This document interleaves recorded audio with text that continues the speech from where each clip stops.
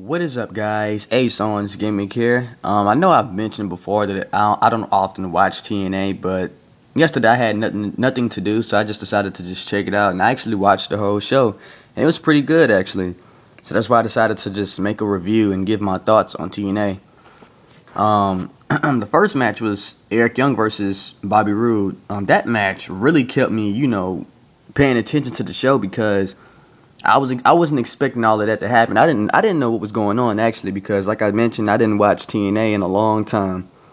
But that match was pretty awesome. Um, Eric Young, he injured Bobby Roode I think a couple of weeks ago. Something Bobby Roode mentioned, and Eric Young pile driver him. He said that Eric Young attempted to end his career, but throughout that match, the match was pretty epic actually. Um, Eric Young, he actually hit the power driver again, and then Bobby Roode hit the power driver on Eric Young on the chair, and the match was just back and forth. These guys out the ring hitting double clotheslines, and it was something else they did that was exactly the same move. But eventually, Bobby Roode won. He ended up doing the Eric Young. He attempted to do the power driver through the table, but Bobby Roode reversed it, and he hit the Death Valley driver through the table, and that was awesome. That was a holy shit moment. Um, The second match was what was the second match? I'm trying to look on his website so I can make sure I get all of this right. The Chosen One, Drew Galloway, not McIntyre, but Galloway versus MVP. Galloway came out. He's saying that professional wrestling basically needs to the fan is like he's saying that the fans used to make the fans used to determine who they want to see, but it seems as if now the creators behind professional wrestling is trying to shove all of these crappy storylines and all these crappy bogus crap down our throats. And he was just basically giving his thoughts on that and explaining that. And then he started talking about MVP, and then MVP came out, and they ended up having a match. They both was exchanging words, but they eventually had a match. Um, at the end, MVP beat the crap out of Drew Galloway. His whole BDC clan, what is it called? Beatdown Clan. Yeah, the Beatdown Clan. I like the Beatdown Clan. It has what's his name? Hell, it has a low key MVP. MVP of course. Samoa Joe and someone else included. I forgot his name. Um, but at one point they all grabbed Drew, and low key was finna beat down Drew Galloway. But then Samoa Joe stopped him. He was like, "Use this pipe," and he gave him the pipe, and he just rammed the pipe above Galloway's head. And Galloway was busted wide open. That man was bleeding. And that led to the Beatdown Clan just, continuously talking crap. I laughed when Low Key was just saying, "Yeah, you punk ass bitch. Yeah, you punk ass." That was funny. That was really funny. But Galloway won via DQ basically because they interfered. And the next match was Magnus versus Bram. I didn't want to talk much about this match because I really don't know what's going on with this rivalry. And I knew Mickie James and Magnus were a couple, and I knew they had a child, obviously. But I had no idea, Magnus was in the rivalry with Bram. Hell, I had no idea about all of this stuff.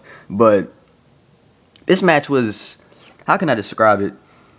It was okay. It wasn't the best match, but I know before Magnus was telling Mickie James to stay backstage because he didn't want her to get involved. She's still going to be there for him, but except she's going to be backstage. Eventually, Mickie James came out. She was like, "Magnus, come on." She was rooting for Magnus, but then Bram got this little black plastic thing and wrapped it around Magnus's wrist, and he tied he tied him to the rope, and he grabbed Mickie James. At one point, she slapped him, but it didn't work. And Magnus was like, "I swear to God, I'll fuck you up," blah blah blah. And Bram was like, "Kiss my foot, and I'll let it go." He was like, "I'll take everything you love, but you gotta kiss my foot." He basically was telling him kiss his foot in order to let Mickie James go, and Magnus had no choice but to kiss his foot. So, it sucks to see a guy, be embarrassed right in front of his girlfriend, kissing another guy's foot. It's horrible. But Magnus won by DQ. The next match was Robbie E versus Brooke Tessmacher. I think that's how you say it, Brooke Tessmacher. I remember Brooke. She's fine as hell, but I remember Brooke. I forgot she was even in TNA. To be honest, I didn't know she was still wrestling for TNA. But this match was stupid. I really didn't want to talk about this. It was a horrible match. She had a match against Robbie E, and Brooke won. Obviously, she Robbie E. Bromance tried to get involved, but then, they fucked up. They ended up giving Robbie E. a drop kick, and Brooke, she ended up giving, I think she pinned him. She gave him like a roll-up pin or something like that. And she won. She ran away, and that was it. That match was just horrible. It was crappy. And the main event was Rockstar Spud versus Ethan Carter. This match was like David versus Goliath. It was a pretty good match. As a matter of fact, Rockstar Spud, he was in his hometown, so he had the hometown advantage, and he had the crowd behind him. And he was bleeding like crazy. I mean, at some point, TNA had the it's a thing they do to make the screen gray, because if it's too much blood, then they have to find a way to cover it up somehow. And what's his name? Rockstar Spud was bleeding really, really bad.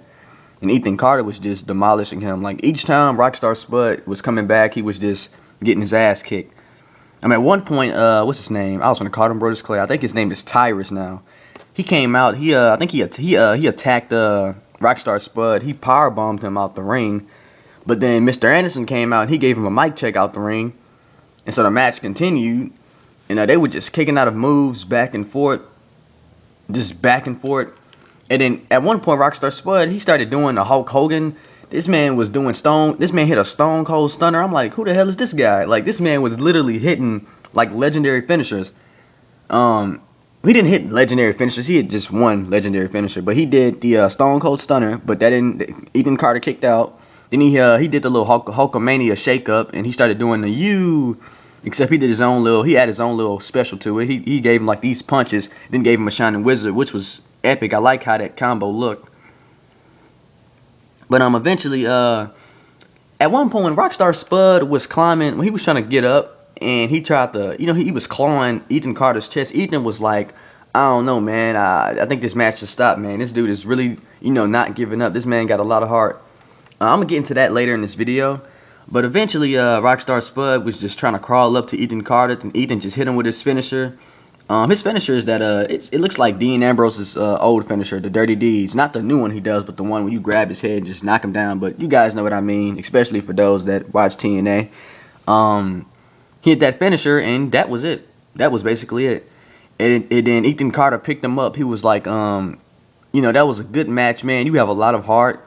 So you're not gonna get your head shaved tonight. You're in your hometown. I don't want to do this in front of your mom, your high school girlfriend, and your dad, or something like that. And then they shook hands, and while Ethan Carter was trying to help Rockstar Spud out the ring, he attacked Rockstar Spud, and I knew that was going to happen. My gut was telling me something not right. This man is going to attack Rockstar Spud. He attacked him, beat the living shit out of him, and shaved his head. He put him in a tree of woe and just shaved his head. And that was basically TNA. And I can't wait to next week, because I'm actually going to watch TNA. To see Kurt Angle versus Bobby Lashley. That's going to be a pretty epic match. I'm expecting for that match to be an A+. But leave your thoughts on TNA for those that actually saw TNA. It was a pretty good show, so I plan to do another review on TNA Impact. Thank you all for watching this video. Leave a like and subscribe. Leave your thoughts below. Follow me on Google+. Add me as a YouTube subscription on Google+. And that's about it. Peace.